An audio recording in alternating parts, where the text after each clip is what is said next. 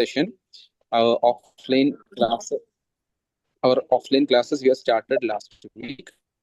Now, in front of you is Dilip Kainikkara sir, who is an IAS officer, now working as a sub-collector and in Tirur, Malappuram district.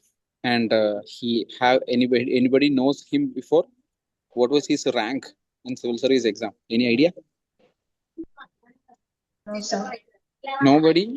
Why? You can just Google it. No, he has got 21st rank in the year 2021. That means during Corona time, while we were enjoying, he was working very hard.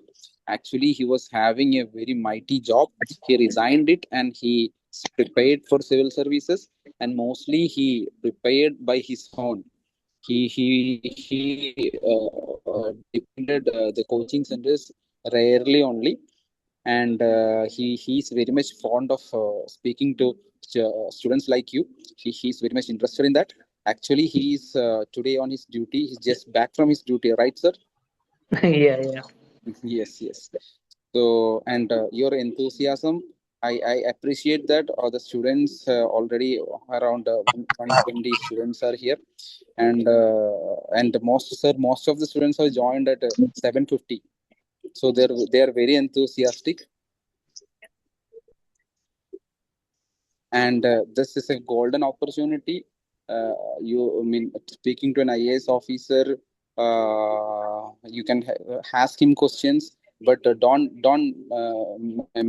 Ask the questions in the comment box only. Okay, he will take the questions from there and he will reply. Not now. After his session, he will tell you. If you have any questions, ask. Don't open your mic and ask the questions. Just type in your comment box. Okay. All are requested to mute your mics while attending the session. Fine? Fine? Okay. So, all due respect and honor, I invite Dilip K. Kainikkara IAS sir for the session. Now the mic is yours, sir. Thank you. Good evening, everyone. I'm so glad to be able to interact with you. As sir mentioned, I was working during the day, but that's okay. I'm free now, so we can have a chat. So first, I think I'll touch upon some basics first regarding UPSC preparation and associated things, and then maybe we can have a Q&A session. As sir mentioned, you can ask your doubts, and then we'll move on according to that. So that should be more helpful to you rather than me going on in a single monologue for 1 hour. So anyway, can all of you please mute your mics so that it will be easier. So as sir mentioned, my name is Dilip. I am basically from Kottayam in Kerala. I am a Keralite by birth, and I am an engineer by profession. I did my BTech from IIT Madras, and then I've been working in technological field for 2.5 years. I worked at Samsung Electronics, and then I developed a passion. I mean, I always had an interest in civil services, but later that passion persisted, so I decided to give it a try. So, as mentioned in introduction, during COVID times, I resigned my job and I decided to prepare for civil services full time. I did it from Trivandrum mostly. I took the help from various coaching institutes in Trivandrum, and I also did a good amount of self study. It was mostly during 2019, 2020, 2021, those 3 years. And in 2021, I finally cleared UPSC exam with a rank of 21, and that was good enough to get into Kerala cadre of IAS. So I am a Kerala cadre IAS officer. I am currently working in Malappuram district of Kerala. I am sub-collector of Tirur subdivision in Malappuram district. So that's a small introduction. So regarding UPSC exams, I see that all of you are school students, right? All of you are studying in various schools, in various classes till class 12th is what I understand. So this is actually a very good age to start basic UPSC preparation. In fact, like when we look at people who clear services, we see that many of them had started their preparation at this very age, like during their school years. Even if like some of them had not done it voluntarily, even if some of them had not done it intentionally, but when we look at the profiles of toppers, we see that many of them are good quizzers or good debaters. So when they were engaging in all these activities, when they were engaging in quiz competitions during school, when they were preparing for debates, when they were preparing for elocution competitions, for all of this, they were intentionally or unintentionally covering up the basics of UPSC. They were reading newspapers, they were studying their humanities topics very diligently, whether it be history or geography or politics or economics. So we'll go into the technicalities later, but what I mean to say is we usually see this trend. Students who are like into quizzing, who are into general knowledge, who are into academics, and who are into debating and elocution and similar extracurricular activities during school, they tend to perform well in UPSC exams. So that definite trend is something which is very visible, and that's where I would start. That's what I would advise many of you to follow up. So I often get this question from school students: How can we start preparing for UPSC at this stage? Alle, even many of you would have similar queries. So we would go into it one by one. I mean, first and foremost, what I would like to say is civil service or UPSC exams. It's not something which is reserved for like very high IQ candidates or candidates with exceptional memory or like anything of the sort. I mean, you need not take me at my word. You can just look at the toppers of the past few years. I mean, you can just Google up UPSC toppers and you will see that they are from a wide variety of academic backgrounds. There are people who have been school toppers all their lives, and then there are also people who have been very average students during school and then later decided that they are passionate towards this. We often see extreme examples. In Kerala, there are examples of officers who were unable to actually clear class 10 in their first attempt. We have officers in IAS as well as IPS who actually failed in class 10 during their first attempt and then cleared it in repeat attempts, but later decided to make a life change. Later decided that they want to be better, like they want to improve their career paths. So, this is not something that's reserved for the extremely brilliant. So, what exactly is needed for this exam? So, I would say there are three things. One, you need to have a clear aim. You need to manifest. You need to have a resolution in your heart that you will be an IAS officer. That confidence is non negotiable. And secondly, you should be willing to work hard. So, this is where the difference often comes. It's not about having extremely high IQ or it's not about being having extremely superb memory. It's about being prepared to work hard. Once you have high ambitions and you're prepared to work hard, the third and most important ingredient comes in and it's proper planning. Like as we all know, UPSC is a long-term race. I mean, it's like a marathon. It's not like a 100-meter race. So the thing is, like, I mean, when it comes to many other exams, we can mug it up at the last moment. Like many of you would be doing that when you have your term exams or when you have your end semester exams. What we do is we try to study the maximum we can. We try to cram up our brain in the last week or last 2 weeks or even the last month. And that often works for that kind of exams. But the difference with UPSC is that UPSC syllabus is broader. It's much bigger. So cramming up your brain with facts won't work. What we need is systematic planning, which covers all the various aspects of syllabus, which will, uh, and then we also need systematic revision. So these are the three things that we should focus on. First, we need to manifest. We need to have confidence. Second, we should be willing to hard work. And third, we should have a proper plan on how we are going to work. So we'll go into that one by one. So basically, I mean, all of you are starting your foundation courses, is what I understand. So you would have a basic idea about UPSC syllabus, alle? So what is UPSC syllabus? I would say again, there are three components. Firstly, and for first and foremost, we call it general studies. Okay, so it's nothing else but general knowledge.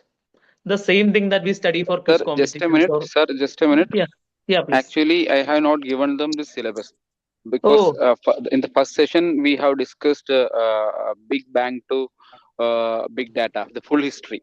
oh, So okay, okay. Yeah, syllabus then I'll I'll be go. discussing later. So Yeah, I yeah, mean fine. keep it that in mind. Okay. Okay, okay, Okay, yeah, sir. yeah.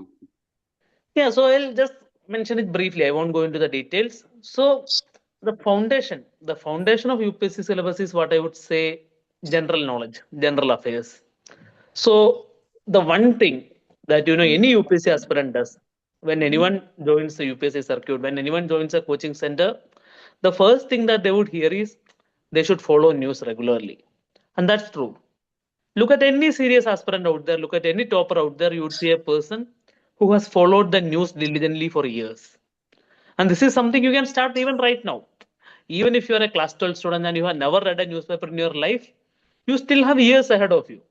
Alle, the foundational qualification for clearing, for attempting UPSC exam is that you should be 21 years of age. And the oldest student here would be around 17, 18 is what I would think. So you easily have 3 years ahead of you. You have 3 years to build a solid newspaper reading habit or news following habit.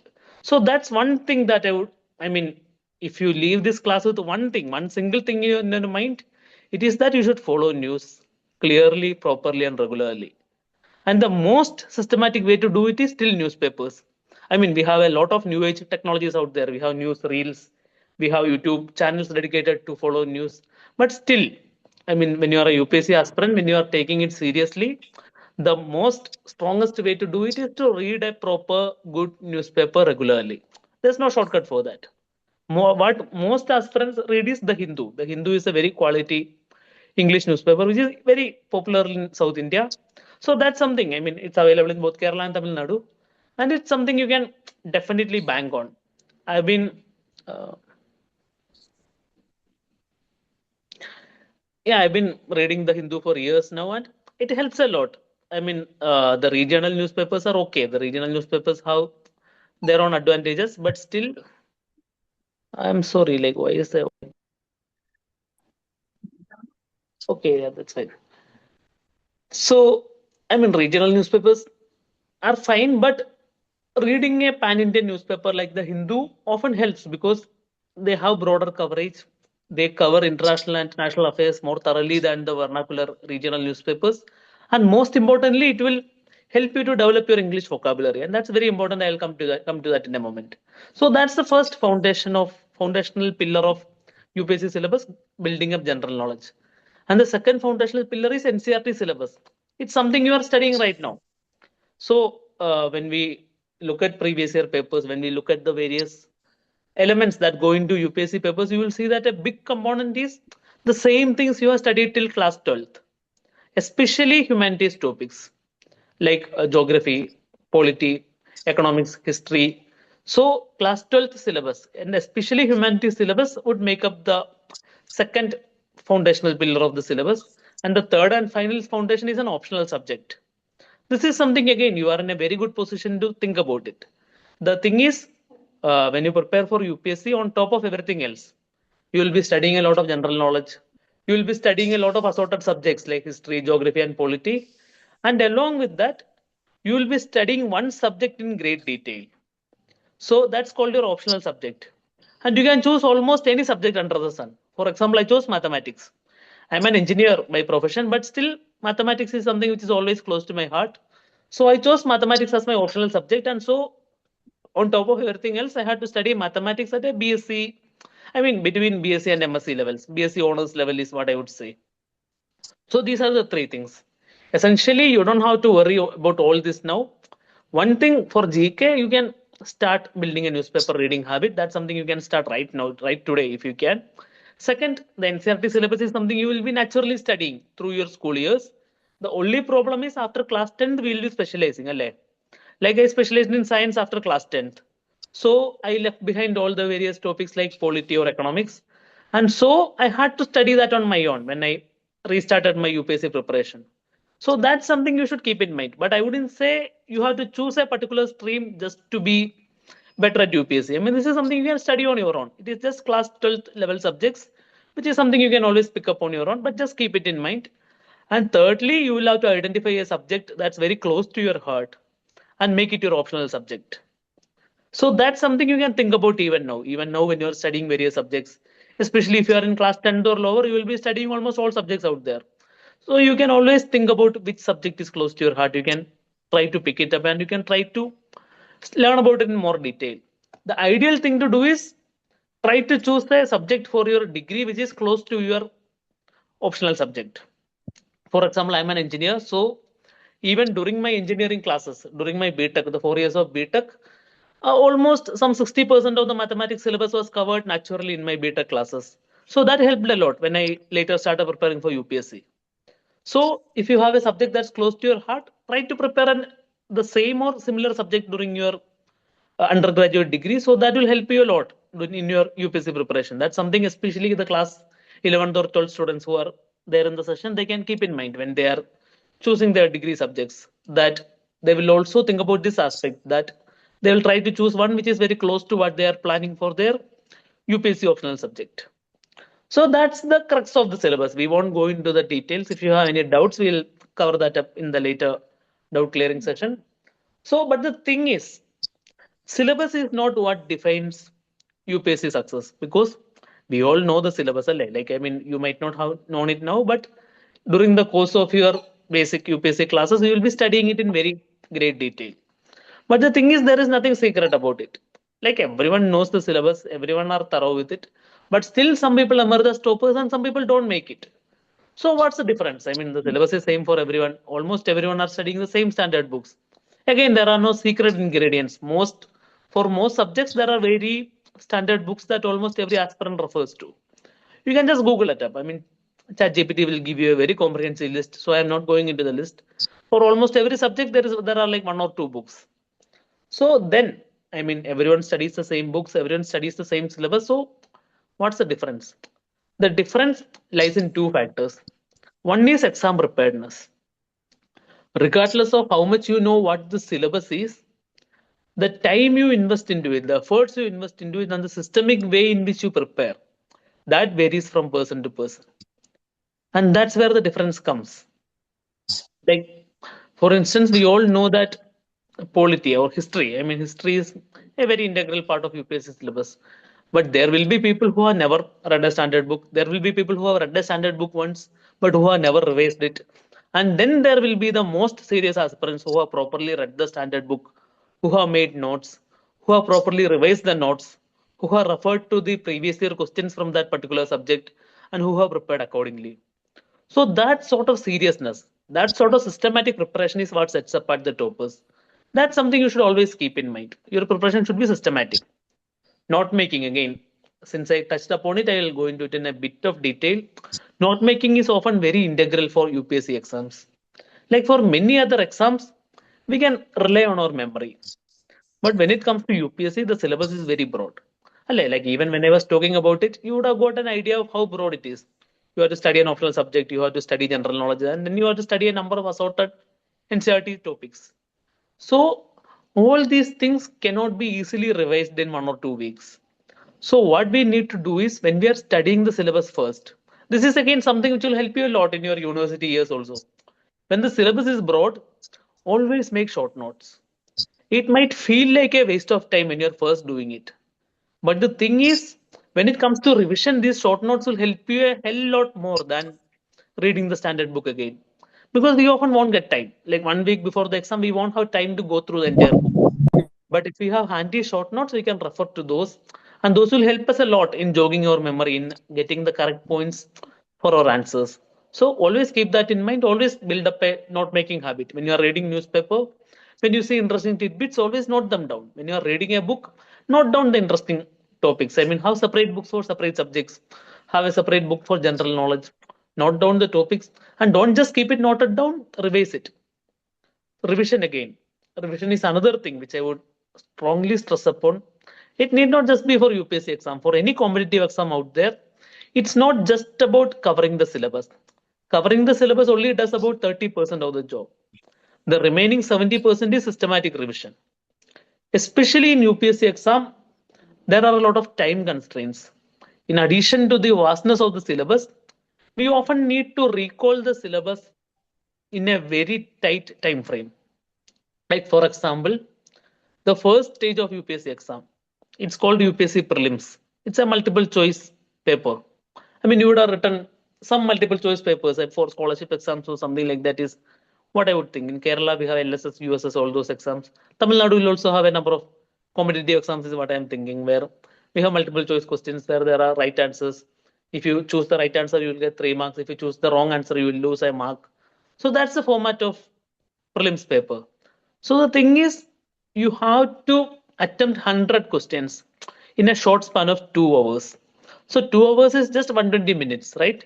So that translates to just over a minute for a single question. So when it comes to such a short and tight time frame, we don't get enough time to sit down and properly recall each and every subject. We need to have immediate recall. Whenever we see a question, we see the options.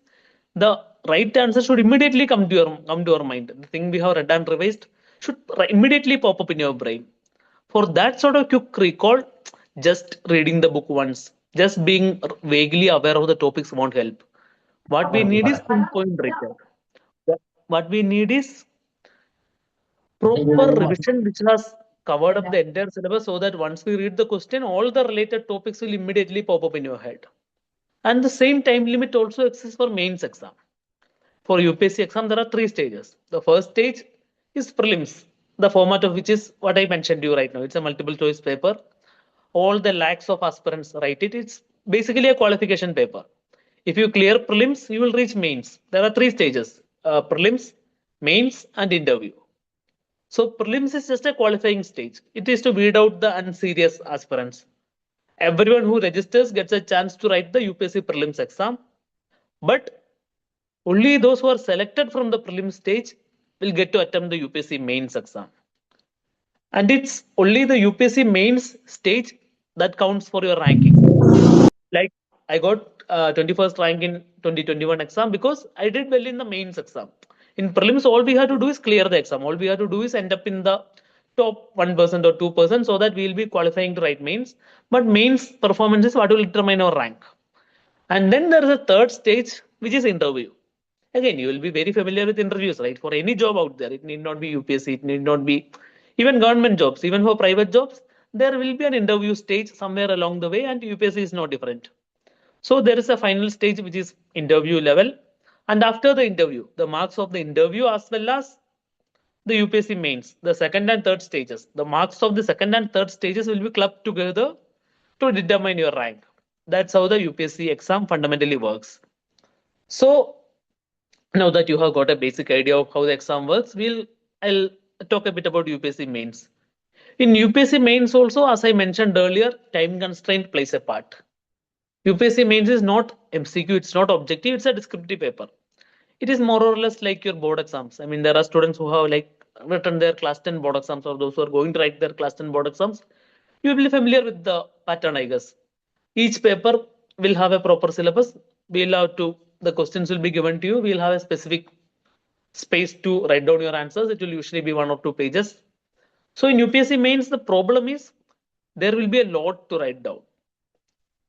The time period is 3 hours, and in 3 hours, we often have to write around 50, 60 pages, 50, 60 sides of papers. So that comes down to 3.5 minutes per side. So the thing is, it's a lot of writing. So again, much like prelims, we won't have time to sit down and think and frame an answer.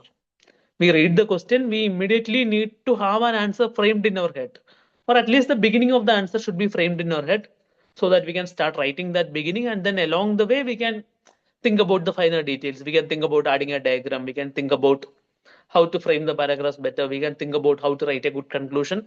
All that we'll have to do along the way. So it's a very lengthy descriptive paper. And so again, revision is very important, because even if you are somewhat familiar with the subject, I mean, suppose the question is about civil disobedience movement in Indian independence struggle. We all have a vague idea of the civil disobedience movement, right? Mahatma Gandhi was leading it.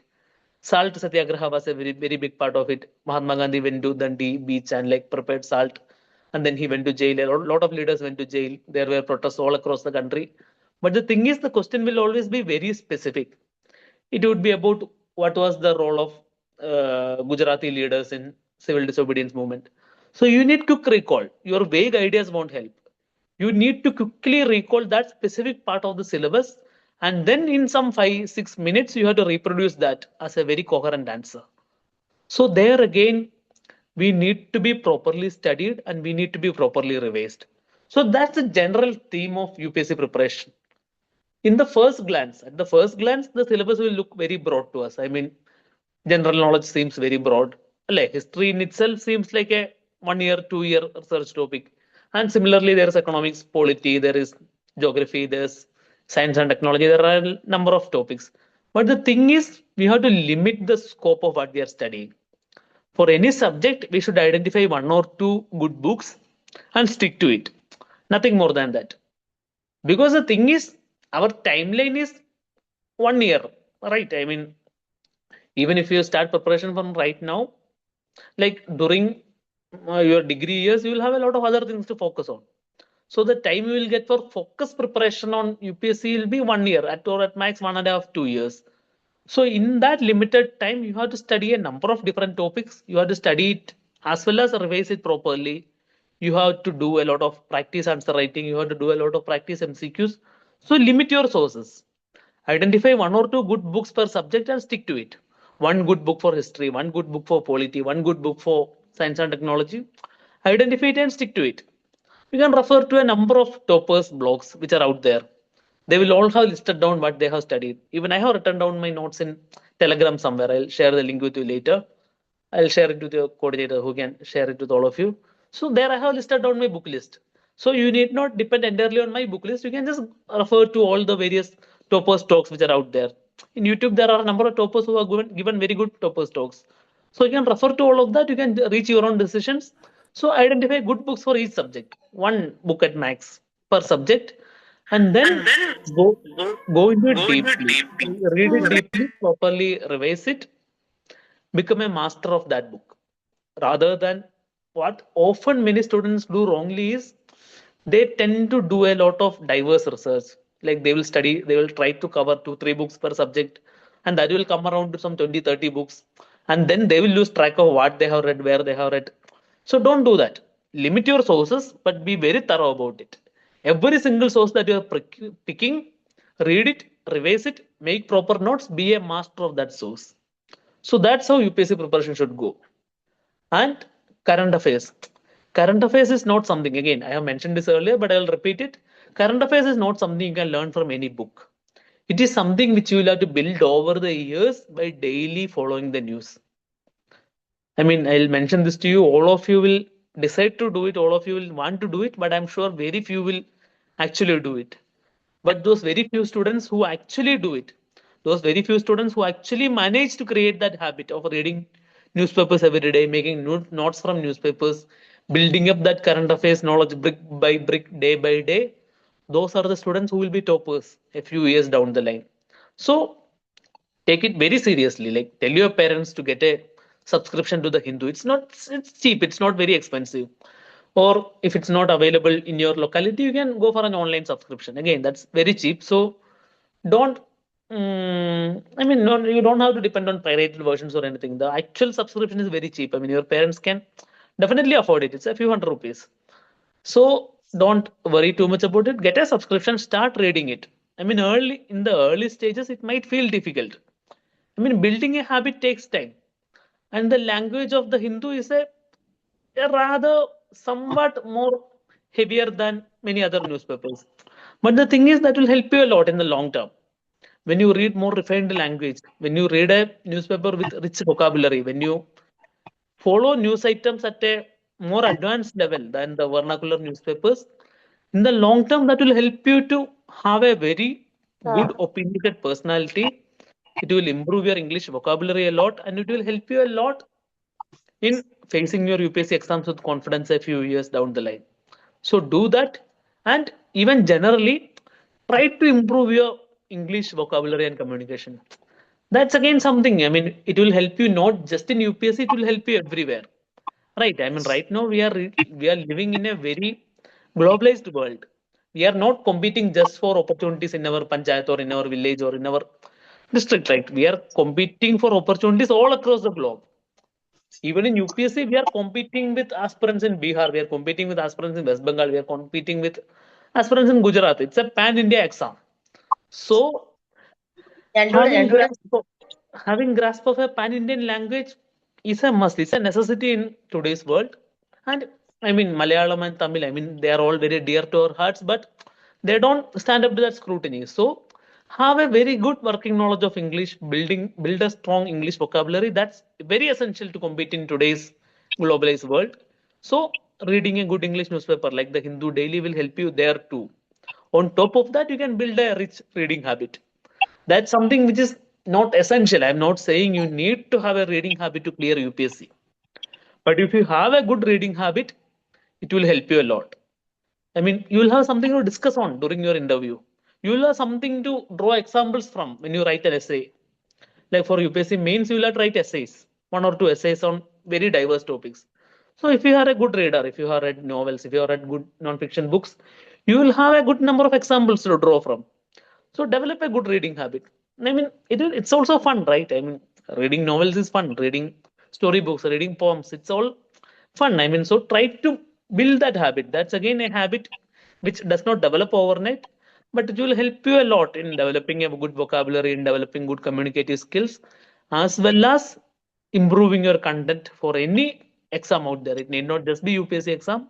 It will improve your content even in corporate interviews. It will improve your content in debate competitions or elocution competitions or anything which you will participate. It will develop your content when you are competing for a post in student politics. So don't worry about all that. Develop a good reading habit that will stand you in very good stead. So these are some basic things. I will also touch upon briefly on interview, and then we'll go to the Q&A. So interview, as I mentioned earlier, it's the final stage of UPSC exam. First, there is a prelims, which is a mere qualifying stage, MCQ exams. Then there is mains, which is more serious, university board exam kind of descriptive papers. And once you clear both the stages, you reach the interview. Interview is the final boss. So in the interviews, you will be interviewed by an assortment of very eminent Indian personalities.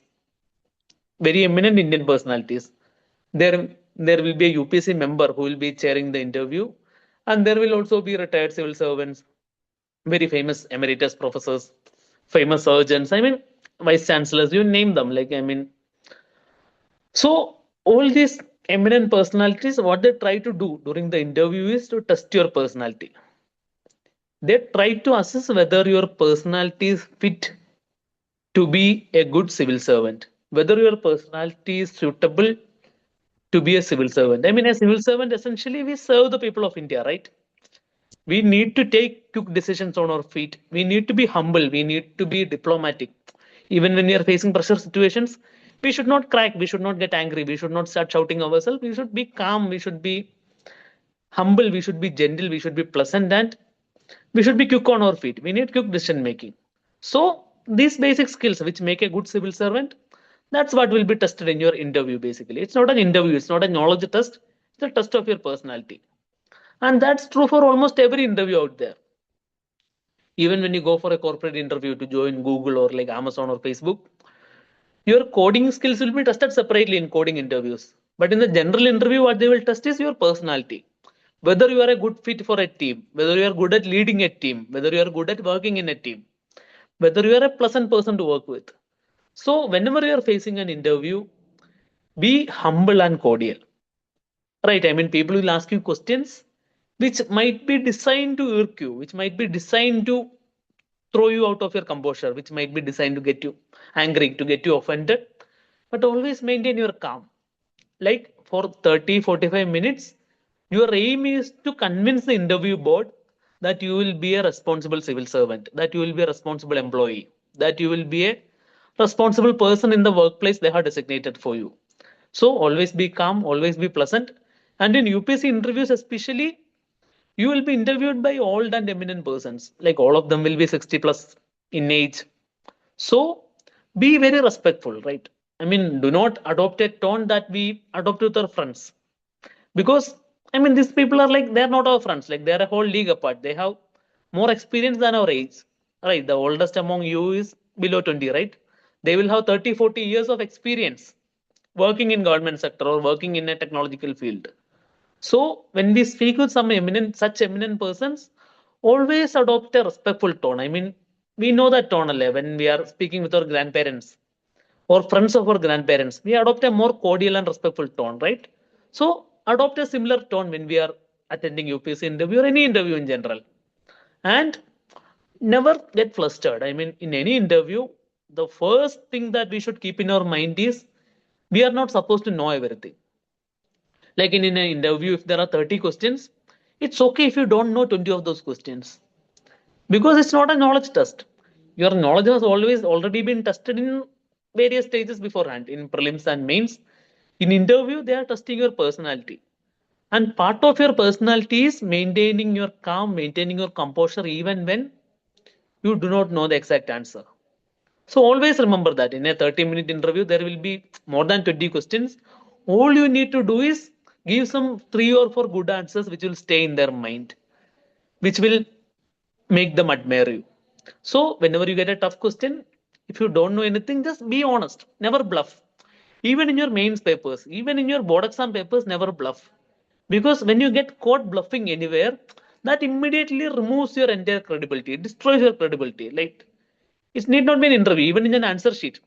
When a teacher is evaluating your answer sheet, and if she or he understands that you are trying to bluff, you don't know the actual answer, but you are making up something on your own, they will lose the respect for you. They will think of you as a fraudster, right? So never lose your credibility. If you don't know something, be honest towards it. You can always venture a guess, but be honest beforehand. Especially in interview, be honest. As that I'm sorry, but I don't know the answer to that. May I venture a guess? Then you can guess, but do not try to bluff them. Especially when people are very knowledgeable, when people are experts in their field, trying to bluff always backfires. So again, yeah, these are some basic things which you should remember during your interview. And that covers up most of the topics that I have been planning to touch upon. Now I think we have some 20 minutes more for questions. So you can ask a few questions. I'll try to answer those. And then we'll wind up. I won't keep you too long. So you can either give your questions in chat or maybe one by one you can turn on your mics and ask Better questions. will be asking in the chat box, because if Yeah, you fine, hop fine. on the mic, that will be noise. Okay. For the start, some of you can on the mic and ask a question. By that time, others will type the Mm. questions in the chat box. Yeah, that works. Mm.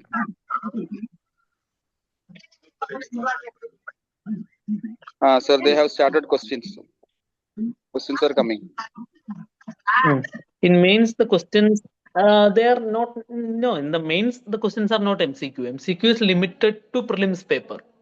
Prelims paper is just a qualifier, and once prelims is done, MCQ is also done. In mains, the questions are descriptive questions. Typically, in 3 hours, there will be around 20 descriptive questions, which you will have to answer in 2 or 3 pages. And there are like difference. There are like 1 or 2 different papers. Like there's an essay paper. In essay paper, you will have a choice of 4 or 5 subjects from which you have to choose a subject and you have to write an essay on the subject. So, in short, everything is descriptive. There are no MCQs once you clear prelims.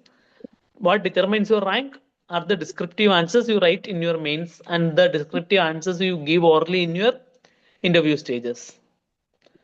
And shall we read a Tamil newspaper? I mean, I have nothing against Tamil or Malayalam newspapers, but the thing is, when we look at vernacular newspapers, we notice this trend that they tend to focus too narrowly on the regional issues. Like when we read Malayalam newspapers, we see that more than half of the paper is dedicated towards Keralite issues. And in Tamil Nadu, similarly, more than half of the paper will be dedicated for Tamil Nadu specific issues. But the thing is, when it comes to UPSC exams, the syllabus is, unfortunately or fortunately, it's pan Indian. Right. You have to be aware of things which are happening across India. You have to be aware of international relations, international affairs, things which are happening across the globe. So that sort of coverage is lacking in most regional newspapers, unfortunately, and that's why I recommend a national newspaper like the Hindu. There's nothing wrong in Tamil newspaper. I mean, it's just the lack of coverage when compared to the Indian Express or the Hindu. That's the only issue. Which books do you prefer? Again, I'll give you a detailed link. I mean, I'll give you my Telegram channel link. That there's a book list. So the thing is, for most subjects, the basic book which you have to read is your NCRT book. For example, for history, the foundational syllabus is covered in class 11 and class 12 NCRTs. Class 11 and class 12 history NCRTs. So that's a must read. And on top of that, there are a number of standard books which are written by various authors. For example, in polity again, once you are familiar with class 11 and class 12 polity, there is an additional standard book which is written by Mr. Lakshmikant. He's an IAS officer. So he has written a very good book for polity. And similarly, there are books for various other subjects. I'll give you a list. I'll give you my list. Again, you can Google up. There are a number of toppers who have given their own list. They have given it in their blogs. They have given it in their YouTube interviews. So you can look that up and you can reach a decision on your own. I won't take up a lot of your time. I'll give you a link on that. What else? What topics should we aim to cover first? So first, build up your general knowledge basics. That's the first and foremost thing. Read newspapers regularly, build up your current affairs basics. Everything else comes from books. Everything else you can read one or two books and become a master in that subject. But current affairs is something you have to build brick by brick. So start focusing on that. And how to develop. Excuse me, one second. Uh, what is pass percentage in UPSC prelims and main? It's not a very big number, right? Every year around 1,000 aspirants are selected for various services. For IAS, around 180 are selected. In IPS, again, around 180. So the total number comes to around 1,000. And the number of aspirants come to lakhs. So the pass percentage is not great, but don't worry too much about it. It's about your preparation. If you work harder, the chances of you getting into service increases proportionately. So the pass percentage is low, but don't worry too much about it. What do you suggest as a discipline action? One thing which I would suggest is build habits. Like again, I will take the newspaper reading example. It might look daunting, like to read newspapers every day for half an hour. But the thing is, once you build that habit, I mean, you would have seen your grandparents or parents who have that habit, right? For them, newspaper has become part of their lives. In the morning, the first thing they have to do is they have to get some black tea or something, and they have to read newspaper. There are days when there are no newspaper, like the day after Onam or day after Christmas, and on those days, those people get withdrawal symptoms because they are not getting their daily newspaper fix. So the fundamental discipline action is building habits.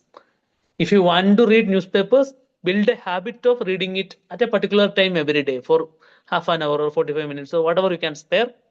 And similarly, anything, if you want to become an expert in playing violin, what you have to do is you have to make a habit of spending half an hour at a specific time of the day for that. And once that habit continues over months, continues over years, you will inevitably become an expert in it. So that's the fundamental discipline action, build habits. Why are you interested in civil service? Again, it's a very personal thing. Personally, I have always wanted to do a job which is people facing, something where we can actually see the impact on the ground in real time. Like, for example, earlier I was working as an engineer. It was a well paying job, it was intellectually a very stimulating job. But the thing is, ultimately, we were developing chips, we were developing algorithms, which were not making enough of a grassroots impact for me. Like, okay, in the long term, we are improving Samsung phones, we are improving the company's profitability, but how is it impacting the actual citizen on the ground? So that question is what led me to services, and I'm very happy currently from that perspective because on a daily basis we get to interact with people who need our help and we get to make that impact. We get to see on a daily basis the impact that we are making, the change that we have made, the houses we have built, the problems we have solved, the children we are educating better. So that sort of grassroots impact is which is something I have always wanted for my personal satisfaction from work, and that's something which this job offers very much. In mains, how much marks are needed? Again, it's a relative, it's a ranking. It's not that if you pass, you will pass if you get so much marks. It's ranking, it's a relative, but on an average, usually some 60%. I mean, in my year, rank one's marks were 60%. So yeah, it's not a very high scoring exam because the syllabus is very vast, time is limited. So it's not about getting 90%, it's about getting 1 mark more than all other competitors. It is a relative exam. What book? Again, my book list I'll share with you. How to prepare for UPSC exams? Again, we have been mentioning the basics, right? I'll share more with you.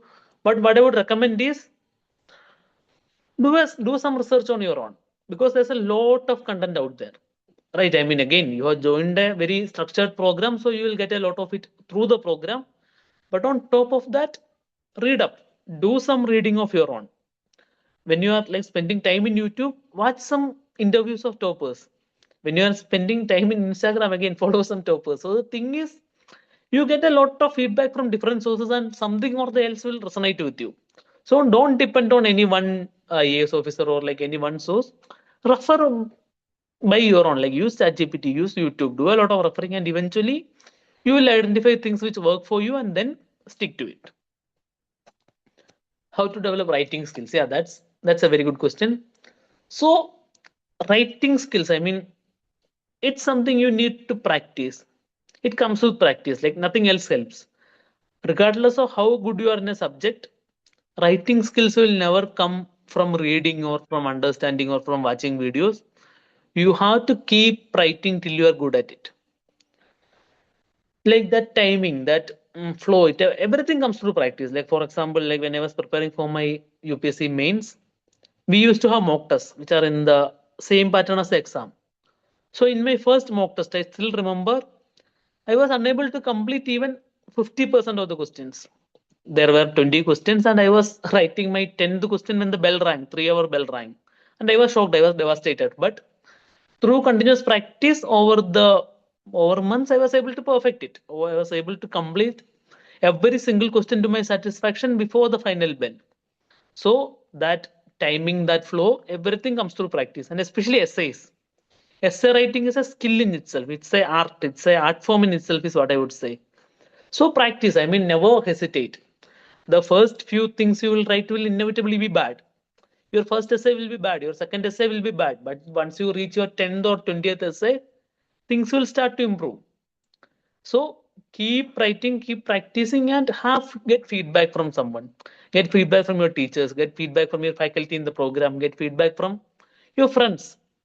So when we write something, we'll inevitably be attached to it. But our friends or our faculty or our mentors or teachers, they'll be able to give more unbiased feedback. So try to get as much feedback as you can.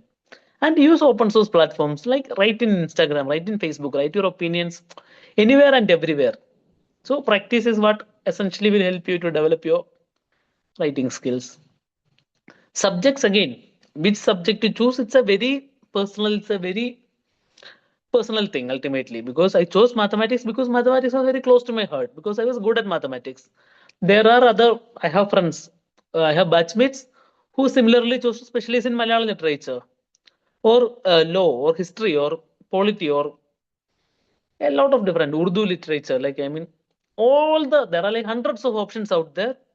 So just see what you're good at. I would say it's a combination of uh, aptitude and attitude.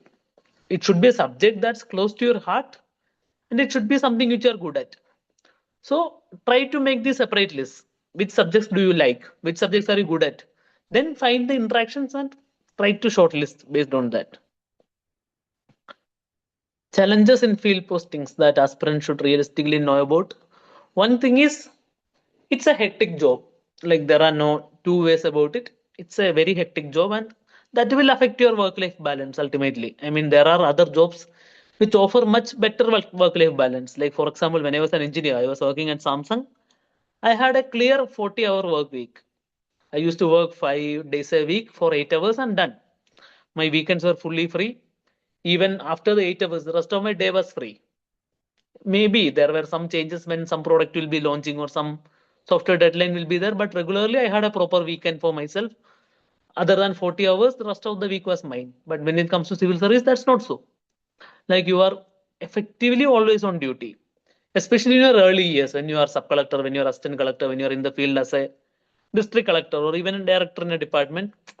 You are always supposed to be at your post. Like even when I am at home, even right now, I can be called out for an inquest or some issue happening somewhere, some festival going wrong, some crowd going amok somewhere. So you are always on duty. That's a drawback of this job, because especially when you have a family, when you have friends, like I mean, the time you get to spend with them is often limited. Like often we even miss family functions. Like right now, as you would know, in Kerala and Tamil Nadu, in both states, SIR is going on. This intensive revision of electoral rolls is going on now. Niyama the elections are coming up soon. So all these various responsibilities will often collide with your personal functions. So that is a major drawback that you should be aware of.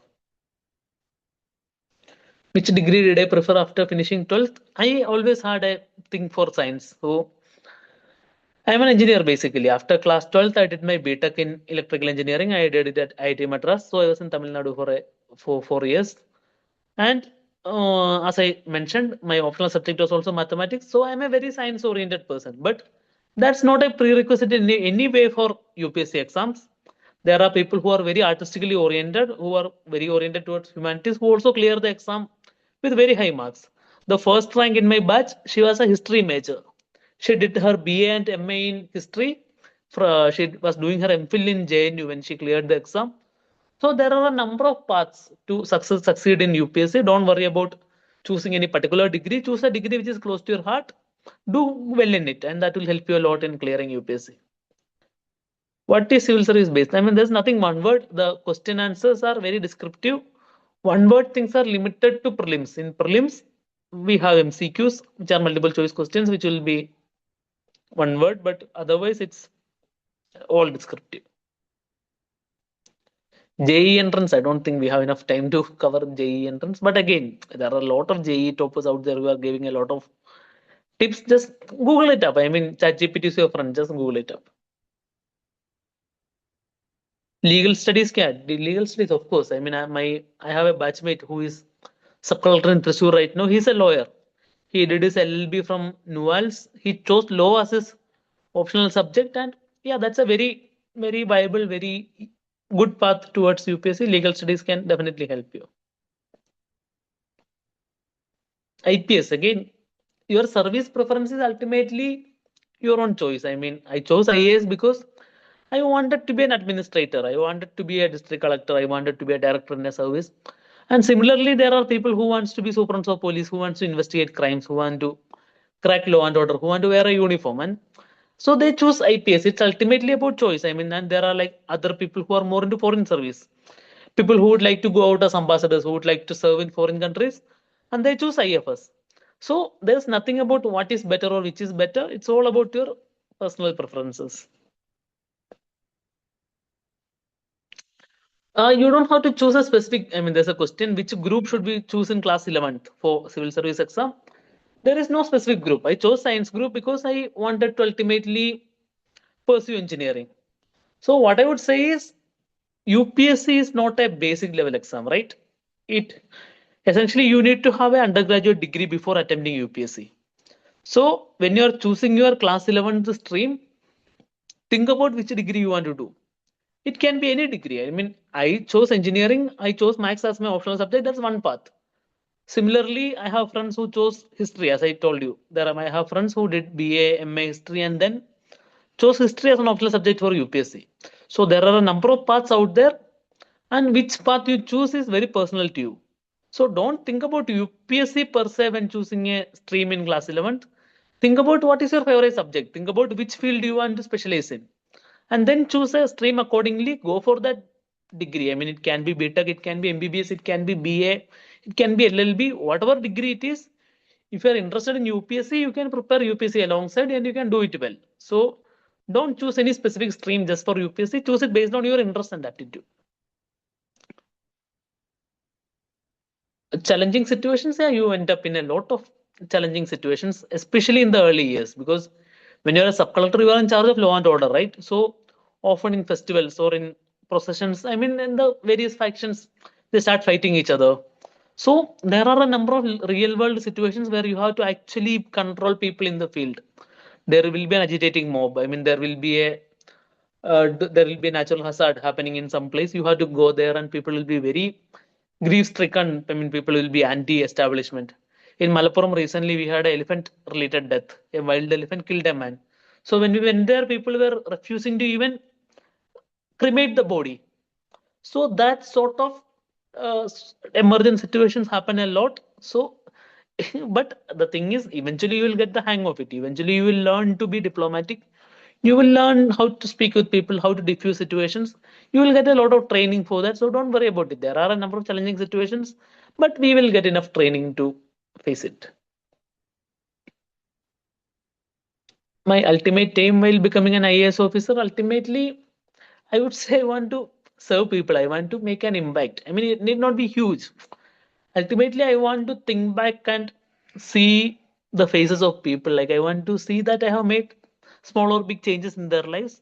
So seeing some sort of impact for my daily actions is what I value a lot. IAS versus politics, again, there is some truth in that. I mean, it's not IAS versus politics per se. Many people do say that. I mean, politics has its own role in our. We are in a democratic country, right? But at least in South Indian states, whether it be Kerala or South India, I mean Tamil Nadu or okay, Karnataka is somewhat leaning towards North Indian tendencies. But at least in Kerala and Tamil Nadu, what I see is like if you are a non-corrupt officer, you will have the courage to stand up to any sort of political pressure, and even politicians will respect you.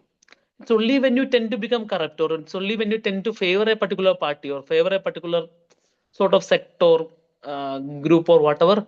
It's only then that you will face these sort of political pressures.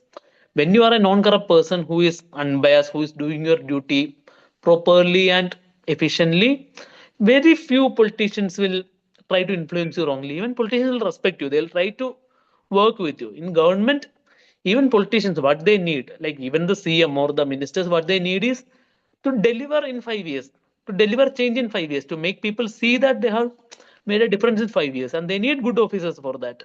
So it's a give and take relation. It's often a very cordial relationship between politicians and officers. So don't worry too much about it. You will learn to navigate it. Okay, so there are a number of other questions, but we have reached 9 o'clock, so I wouldn't keep you. I'll try to answer one or two more questions.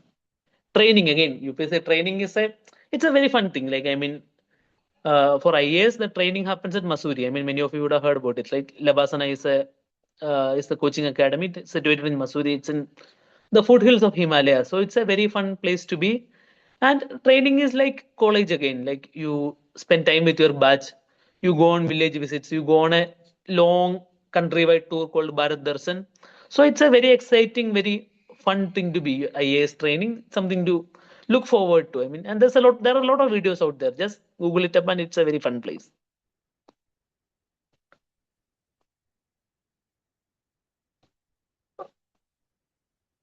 Yeah, that's it. I mean,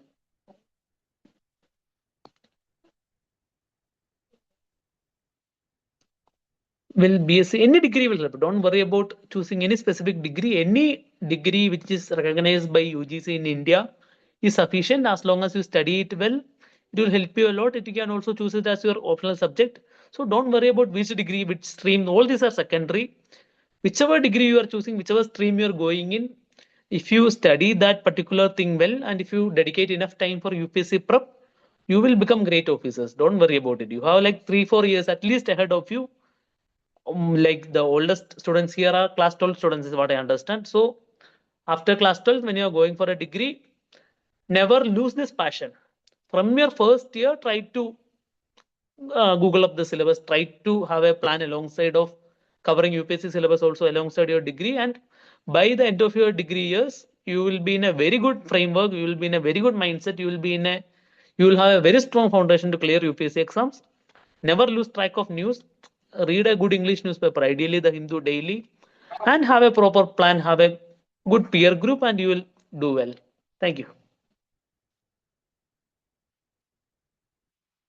I think we'll wind up here. There are a few more questions. I'm sorry for not taking up everything, but I don't want to keep you long. I think I have covered the most important ones. So, best wishes to all of you in your UPSC journey. I hope to see you, a good number of you, in the coming years joining the services. Hope I'll get to work with some of you. Best wishes. Okay, yes, it was Sir. really an Thank you. enlightening and enriching section by Dilip sir, Kerala Cadre IS officer, rank 21, 2021 batch. So, thank you very much for your insights, sharing your experiences, sharing your thoughts, and thank you very, very much, sir. Thank you very much.